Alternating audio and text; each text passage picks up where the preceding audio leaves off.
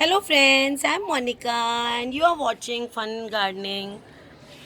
Friends, today I'm going to talk about these very beautiful flowers. These are called lilies, Asiatic lilies.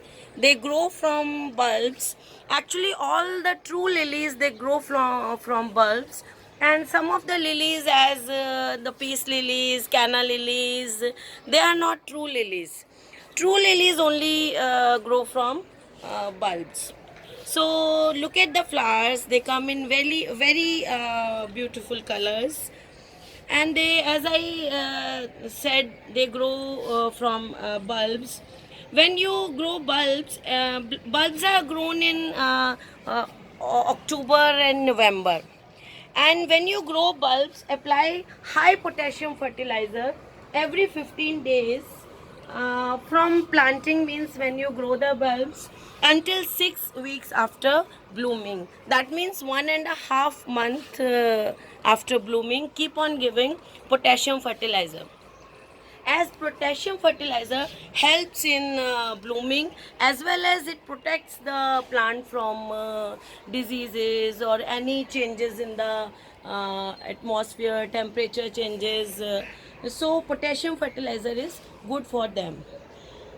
And then apply a thin layer of compost on the soil when you grow the bulbs. Then the bulbs of lilies, they grow only one stalk. You can see I have grown six or seven bulbs, and each bulb grow into one stalk only. And the blooms, they come in bunches, but they comes only once in a season. Means the plant, they don't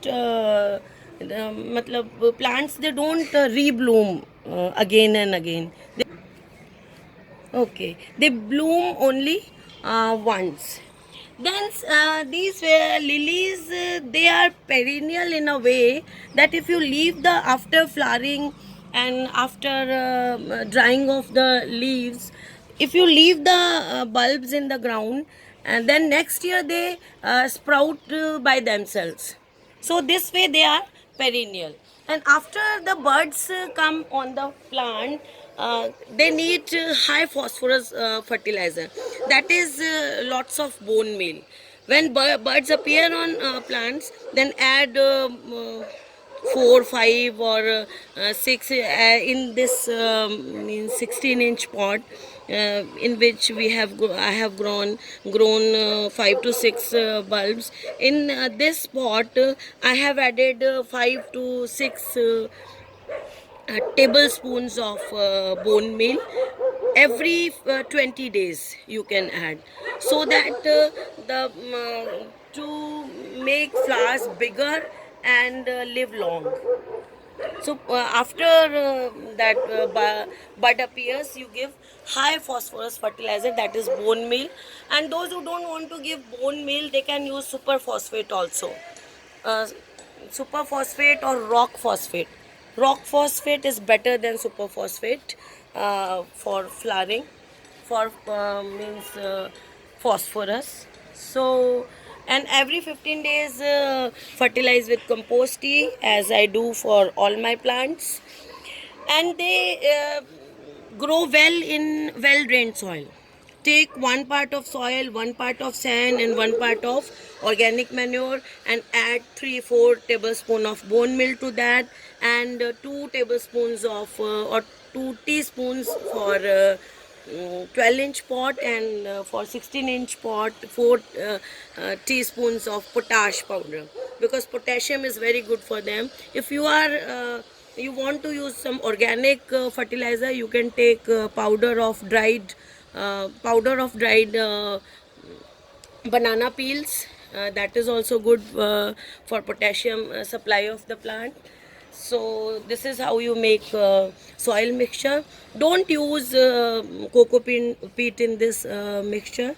According to me, cocoa peat is not good for this plant, because that cocoa peat holds moisture and water, and that can cause rotting of the bulbs. grow them in full sun, that is 5 to 6 hours of sunlight, and they can also be grown in partial shade, that is 3 to 4 hours of sunlight. And water these plants only when the upper layer of soil is dry. Don't overwater them, otherwise the bulbs will rot.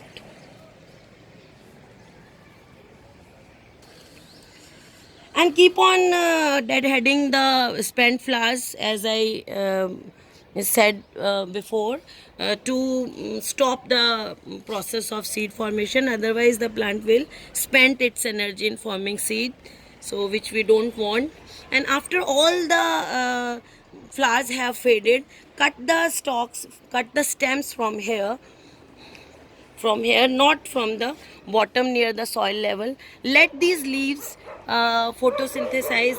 After we cut it from here, the leaves will photosynthesize and they gather energy for the bulbs. They store their energy in the bulbs for next season to bloom, because this season the bulbs have spent all their energy in producing these leaves and the flowers, so they need more energy to store for the next season.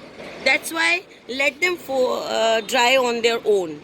When all the leaves will turn yellow after storing energy in the bulbs, they themselves will turn yellow, and then you cut the stem from here, not before that.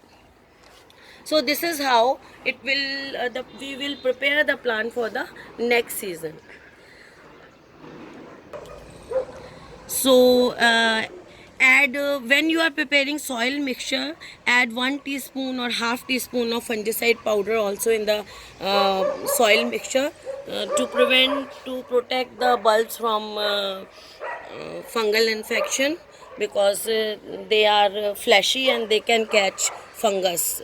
And don't overwater, otherwise also they will be affected by fungus and won't grow into plants.